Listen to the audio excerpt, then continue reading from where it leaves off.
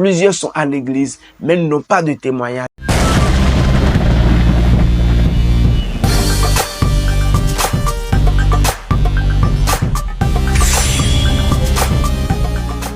Shalom bien-aimés frères et sœurs dans le Seigneur, je bénis le nom de l'Éternel Dieu pour ce moment précieux qu'il nous accorde de nous retrouver encore dans une nouvelle vidéo. Que toute la gloire lui soit rendue au siècle des siècles dans le précieux nom du Seigneur Jésus-Christ de Nazareth. Prions un moment s'il vous plaît. Père éternel Dieu Tout-Puissant, je prie maintenant, je prie en ce moment pour ton enfant qui est en train de me suivre, Seigneur, par ce canal que tu as choisi pour pouvoir nous parler. Dieu, mon roi, mon rédempteur, je demande que ton Esprit Saint puisse prendre le contrôle maintenant, que son cœur, Seigneur, qu'elle a disposé pour toi, éternel Dieu, soit béni dans le nom de Jésus et que ta parole, Seigneur, puisse trouver place maintenant dans sa vie pour pouvoir métamorphoser sa vie au nom de Jésus-Christ de Nazareth. Amen. Alors, bien-aimés, je voudrais, avant toute chose, vous convier à suivre cette vidéo du début jusqu'à la fin et de la partager à au moins une ou deux de vos amis. C'est l'œuvre de l'évangéliste. Que le Seigneur vous bénisse.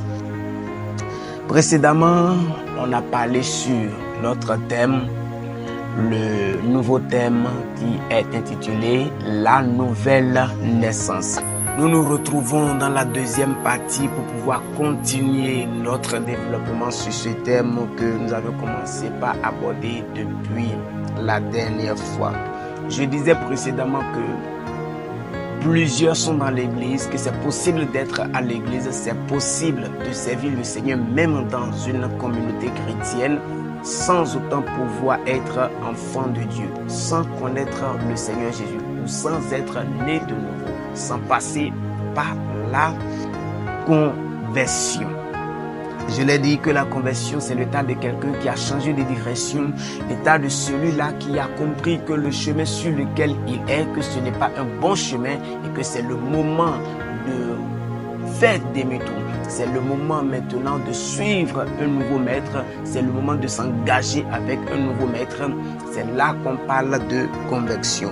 Et alors plusieurs sont en train de marcher, d'aller à l'église, plusieurs sont en train de dire qu'ils sont chrétiens, qu'ils croient en Jésus, mais en réalité, ils n'ont pas encore pris part la conversion.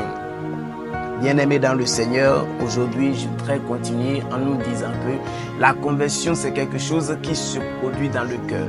La conversion, être né de nouveau, ça se produit dans le cœur, dans l'esprit et dans l'âme de celui qui a pris la décision ou celui qui a pris l'engagement de se convertir.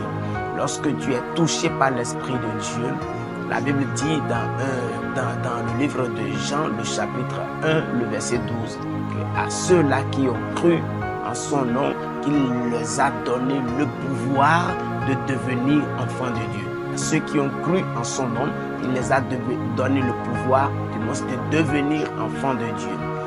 Ils ne sont pas nés de sang, mais plutôt qu'ils sont nés de l'esprit.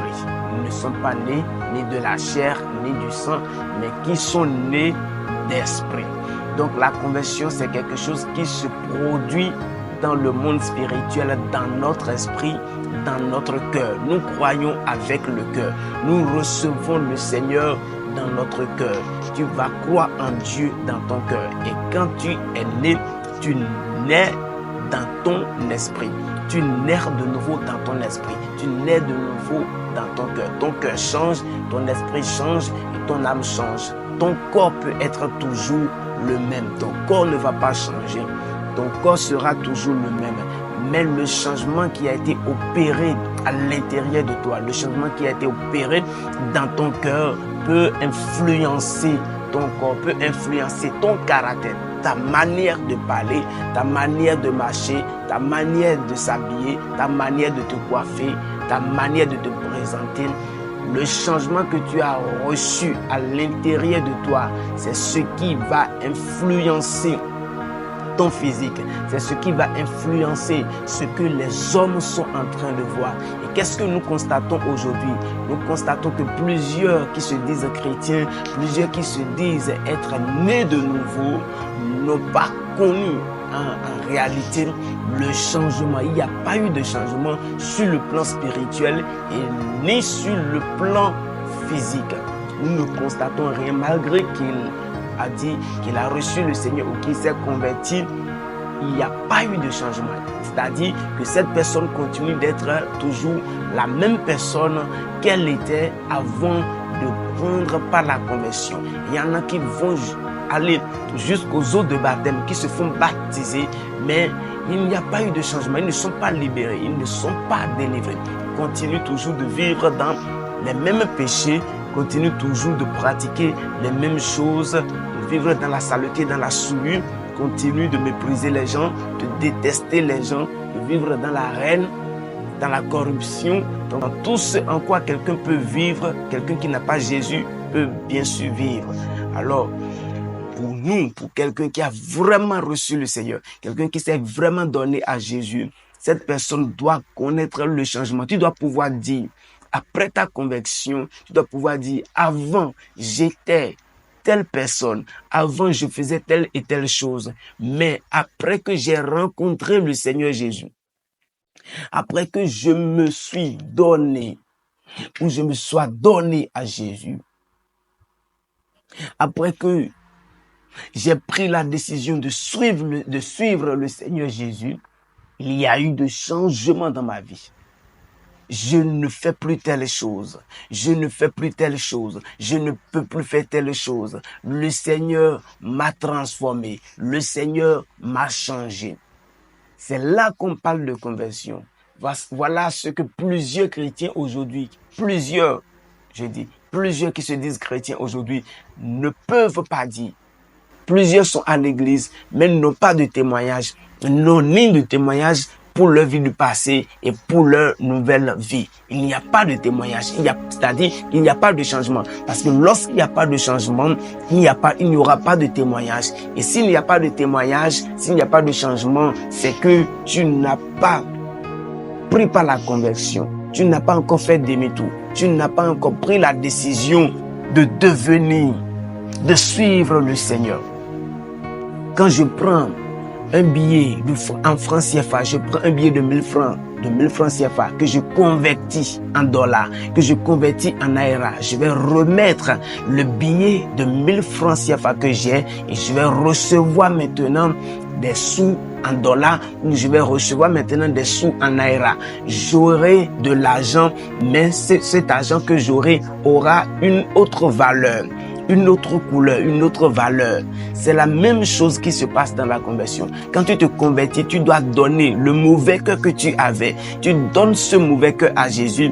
Il change, il modifie ce cœur tel qu'il a dit dans le livre d'Ézéchiel. Il a dit, je leur donnerai un nouveau cœur. Je mettrai mes lois dans leur cœur. Ils seront mon peuple et je serai leur Dieu. Quand tu te convertis, Dieu te donne maintenant, il t'octroie un nouveau cœur, un cœur qui va te permettre de lui obéir, de lui rester fidèle, de marcher, de vivre dans la sanctification. On ne se convertit pas pour se pervertir. Non, on ne se convertit pas pour devenir pire que le païen. Car aujourd'hui, plusieurs chantent Jésus dans la bouche et disent chrétiens, mais ils sont pires que des païens. Ce qu'ils font en cachette, ce qu'ils vivent, on ne peut pas l'exposer, on ne peut pas l'étaler au dehors.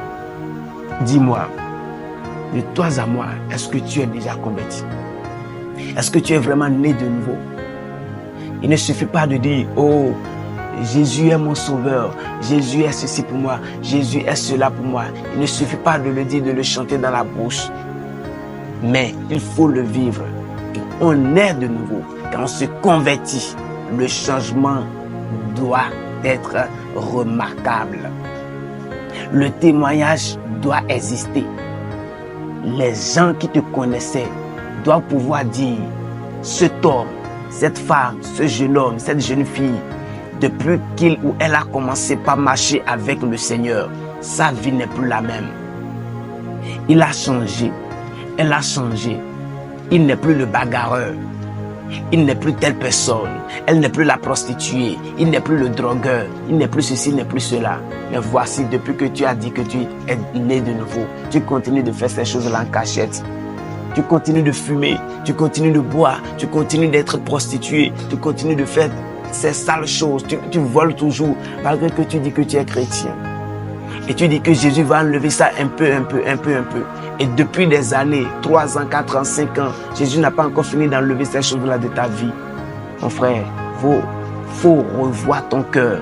Ma soeur, faut revoir ton cœur et analyse ta vie. Vois réellement si tu t'es vraiment donné à Jésus, si tu as vraiment ouvert ton cœur pour qu'il puisse faire son entrée dans ta vie. C'est important. Que le Seigneur te bénisse. Je voudrais m'arrêter là aujourd'hui. Alors je prie pour quelqu'un. Si tu as été touché par ce message, que tu as vu en toi-même que tu ne t'es pas encore donné à Jésus, que tu n'as pas encore ouvert ton cœur à Jésus, voici le moment précieux, le moment important où je vais te demander de prendre une position. Tu peux te mettre à genoux, ouvrir ton cœur à Dieu et faire cette prière avec moi. Tu vas dire: Seigneur Jésus, pardonne-moi mes péchés. Je reconnais en ce jour que je ne te suis pas encore, que je ne marche pas encore avec toi, que je ne t'ai pas donné mon cœur. C'est pourquoi, Seigneur, je te prie maintenant de me pardonner. Pardonne-moi, purifie-moi de mes péchés, sanctifie-moi de mes péchés. À partir de ce moment, Seigneur, je renonce au monde. Je renonce au monde. Je renonce le diable et ses œuvres. Et je prends la décision de te suivre. Je prends l'engagement d'être pour toi. Je t'ouvre les portes de mon cœur. Et je te demande de faire ton entrée dans ma vie. Sois le maître de ma vie. Dirige ma vie. Conduis ma vie jusqu'au dernier souffle de ma vie sur terre. Au nom de Jésus-Christ de Nazareth. Si tu as fait cette prière avec moi, sois sûr et certain que le Seigneur t'a pardonné et qu'il vient de faire son entrée dans ta vie. Continue de prier, il va te donner les orientations et ta vie ne sera plus jamais la même. Sois béni au nom de Jésus-Christ de Nazareth. À bientôt pour une nouvelle vidéo. Shalom à vous.